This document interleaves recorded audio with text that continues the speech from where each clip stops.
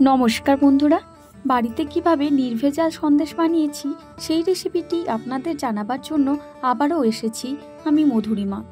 আমার 16 আনা রান্নাবান্না চ্যানেলে আপনাদের সকলকে স্বাগত জানাই। সন্দেশ বানানোর জন্য 1 লিটার দুধকে ছানা করে নেব। তোমরা এখানে চাইলে পনিরের ব্যবহারও করতে পারো, তবে টাটকা ছানা দিয়ে করলে মিষ্টির স্বাদটা একটু বেশি হয়। এখন 2 থেকে 3 চামচ ভিনিগার দিয়ে আমি ছানাটা করে নিচ্ছি। আমার ছানা একদম পারফেক্ট তৈরি হয়ে গেছে। এবার এটাকে নামিয়ে রাখছি। ছানাটাকে জল ঝরাতে দিয়ে আমি উনুনের মধ্যে ফ্রাইং প্যানে 2 গ্লাস মতো দুধকে ঘন করে নিচ্ছি। এখন আমার খুব ভালো মতো ছানা জলটা ঝরানো হয়ে গেছে। এবার আমি খুব ভালোভাবে এটাকে মেখে নেব। একদম স্মুথ করে মেখে নিতে হবে। দেখো দুধটা এখানে অনেকটাই ঘন হয়ে এসেছে। এবার মাখানো ছানাটাকে আমি এই দুধের মধ্যে ফেলে ভালোভাবে মেশাতে থাকবো। আর মনে রাখতে হবে মেশানোর সময় গ্যাসের ফ্লেমটা একদম হাই করা যাবে না। আর এখন আমি দিয়ে দিচ্ছি এতে 3 থেকে 4 চামচ মতো চিনি।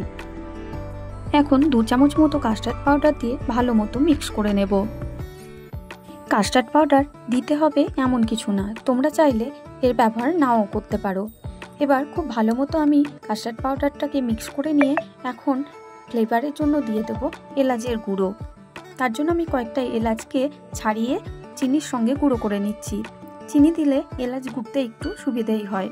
আমার মাঝে মধ্যে দেওয়া ভিডিওগুলো তোমাদের যদি ভালো লেগে থাকে তাহলে চ্যানেলটিকে সাবস্ক্রাইব করে দেবে আর ভিডিওগুলোকে লাইক ও শেয়ার করে দেবে। এখন ছানাটা একটু গাঢ় হয়ে এলে আমি এর মধ্যে দেব এলাচের গুঁড়ো। এবার এলাচের গুঁড়ো দিয়ে এটাকে খুব ভালো মতো নাড়তে থাকবো। তোমরা এখানে এলাচ পছন্দ না করলে অন্য কোনো ফ্লেভারও অ্যাড করতে পারো। এখন অনবরত নাড়তে থাকবো। আর যখন এরকম গাঢ় হয়ে আসবে তখন এটাকে নামিয়ে আমরা সেট করব একটা পাত্রের মধ্যে। ছানার এই মিশ্রণটিকে খুব একটা টাইট করা যাবে না, এই অবস্থায় আপনাদের নামিয়ে নিতে হবে। খুব বেশি টাইট হয়ে গেলে মিষ্টিটা ঠিক মতো জমবে না।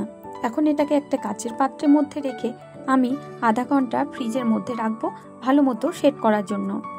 এই রেসিপিটি খুব সহজেই বানিয়ে নেওয়া যায়, খুব একটা বেশি ঝামেলা নেই। তোমরা একবার বাড়িতে এভাবে বানিয়ে দেখবে, খেতে সত্যিই খুব সুন্দর হয়। আর দোকানের থেকে তো অনেক সস্তাই হয়।